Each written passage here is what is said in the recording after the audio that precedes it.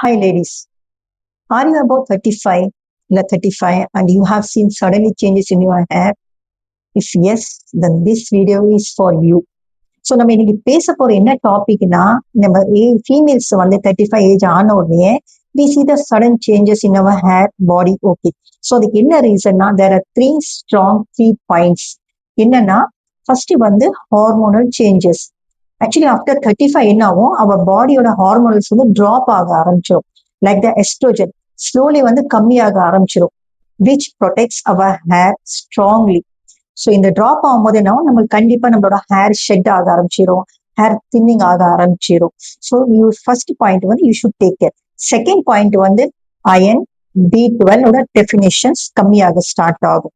So about 35 ஆகும் போது என்ன ஆகும், நம்ம பாடி வந்து நம்ம வந்து ரியலைஸே பண்ண மாட்டோம் that what is going on in our body. Like நம்மளுக்கு வந்து அயன் கம்மியாகும், B12 கம்மியாக ஆரம்பிச்சிடும், விட்டமின் டி கம்மியாக ஆரம்பிச்சிடும். This three are the main reason for the sudden heavy hair ஃபால்ங்கிறது. தேர்ட் பாயிண்ட்ஸ் வந்து என்னன்னா, ரொம்ப பேர் வந்து அபவ் 35 ஃபேமிலிஸ் கொஞ்சம் அபவ் பசங்க கொஞ்சம் பெருசாவாங்க, தென் வாட் ஹேப்பன்ஸ், ஸ்ட்ரெஸ் கண்டிப்பாகும். அதே மாதிரி நிறைய பேருக்குன்னு சொல்ல முடியாது, பட் மோஸ்ட் ஆஃப் 60 to 70% லேடிஸ்க்கு வந்து தைராய்டு இஷ்யூஸ் ஸ்டார்ட் ஆகும் அபவுட் 35.